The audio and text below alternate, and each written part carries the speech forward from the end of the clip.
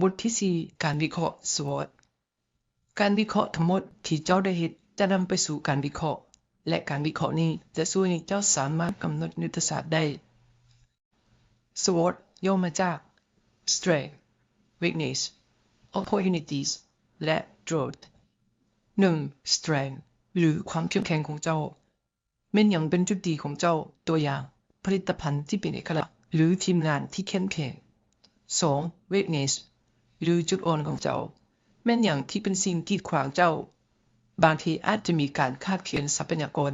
หรือเทคโนโลยีที่บ่ทันสมัย 3. Opportunities หรือโอกาสเจ้าสามารถเอาข้อได้เปรียบของเจ้าไปใช้หยังได้ตัวอย่างตลาดใหม่หรือแนวโน้มใหม่ที่มีผลดีต่อเจ้า 4. Threat หรือความเสี่ยง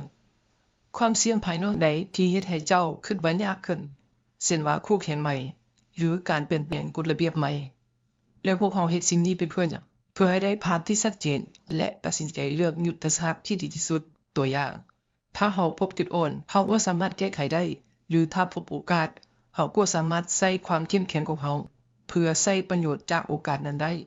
มันเป็นเครื่องมือที่มีประโยชน์หลายในการตัดสินใจอย่างรอบรู้เพราะทุกอย่างมีโครงสร้างที่ชัดเจนเรียบง่ายและสมเหตุสมผล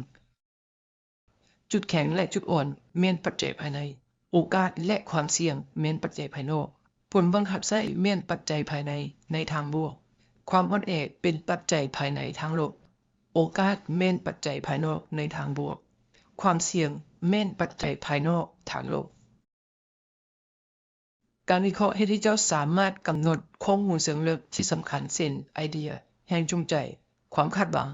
หรือจุดเป้ที่มีอยู่ในเป้าหมายที่เกี่ยวข้องกับผลิตภัณฑ์ความเข้าใจสิ่งเหล่านี้สามารถเป็นไอเดียสิ่งที่ผู้บ่งจินตนาการเกี่ยวกับผลิตภัณฑ์แรงจูงใจสิ่งที่เฮ็ดให้พวกเขาสนใจผลิตภัณฑ์ความคาดหวังสิ่งที่เขาเจ้าหวังหรือกำลังซ้อหาอยู่ในผลิตภัณฑ์อุปสรรคสิ่งที่ขัดขวางหรือกีดกั้นบ่ให้พวกเขาซื้อการวิเคราะห์ช่วยให้เจ้าเข้าใจเกี่ยวกับสิ่งที่ส่งผลต่อกลุ่มเป้าหมาย